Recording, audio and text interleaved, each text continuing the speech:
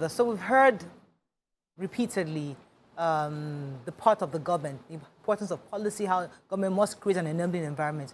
But I have always been a proponent of we the people. We need to choose, do we want a country, do we really want to develop our economy as a people? Are we part of this transition that we're looking to get, which is what Governor Obaseki was trying to say, that we the people must part of. Yes, we don't trust government a lot of times. So, but at what point do we say, you know what, I am not going to buy custard or, but no, not, what's a foreign one? Buy a certain foreign cereal. I'm going to choose to buy a local one. At what point does it, do we make that sacrifice? I choose not to use these foreign clothes. I choose to wear this one, even if they're just few.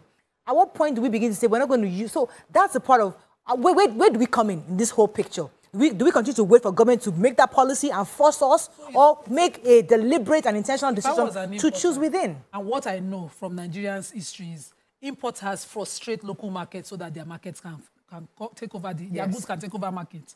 So we as Nigerians need to stop all those one-man empowerment policies where, oh, it's my business, I must grow my business no matter what it's at stake. The closest person to presidency. Yes, and then you be the one getting the waivers. You bring in your importation, but you get waivers. And the local business, Tokwe mentioned Biloxi.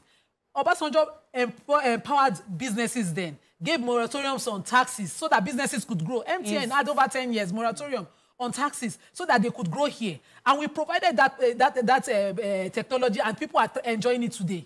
But when a businessman is coming up today, that's when your local government will come and show up. They'll start taxing and frustrate that businessman back into business, into his house. Biloxi now had to shut down because his importation could not get, and his goods are stuck at the ports.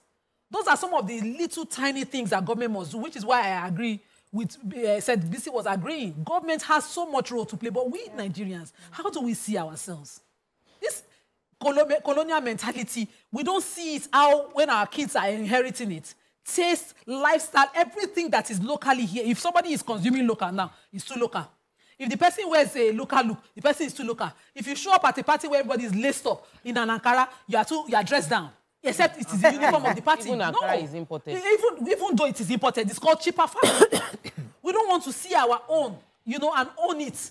Before they honor Adire, they had to be Nikkei Art Gallery to over Adire's. Before they honored it, we had belittled everything that carried our history. And Africa cannot move forward without Nigeria moving forward. Okay, let me come to you. We have to do something. Yeah. Nigerians have to get our superior mentality on point. Well, you see, I hear you. The foreign mentality. I've cracked this joke or said this many years ago, that in the early days of my marriage, my husband used to support dreadlocks. No, not dreadlocks. Natural hair. He's like, Mara, you look nice, like naturally. And I used to just wear my hair naturally. I didn't care. Just for one day, I saw my husband on TV, watching TV. Was watching Clinical Kardashians. He was like, see how Kim fine. I see her hair. He was drooling over Kardashian. I said, this uncle that says that I should not go and wear weave on. I thought maybe he hated weave on. He was now talking about Kim Kardashian. Big girl, you're hot. Going to ring her hair. Kia. Before they said, I went to go and look for a job. Who's selling wig here? I went to go and buy a wig because our appetite, what we've seen as beauty, what we've seen as luxury, as what we have seen, whether we like it or not. So we've passed that level. We're at a stage we're at that stage where we have that foreign appetite. Okay. What do we now do to retrace our steps? So it's not a crime to have a foreign appetite. And let us stop deceiving ourselves to believe that everybody is equal in the society. You cannot have people equal in the society.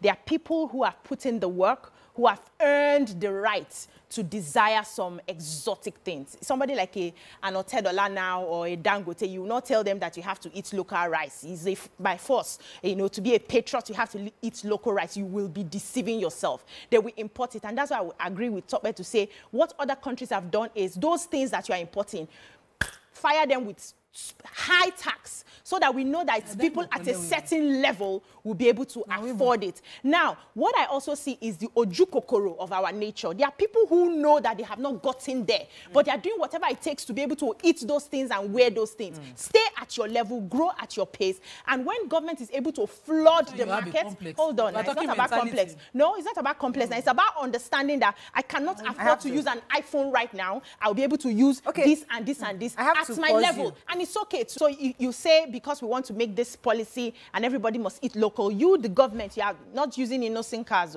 You are ordering cars from other countries to show that status, and then you want to make a policy for every other person. It doesn't work that way. We're going to look at it holistically. Okay. Ask ourselves, what items do we need to begin to produce? How do we support these local manufacturers in the country, and see how it goes? It's gradual. Okay. Before you know it, everybody is picking up and say, okay, I'd rather use this product because it's made in my country. It's not something you force on people.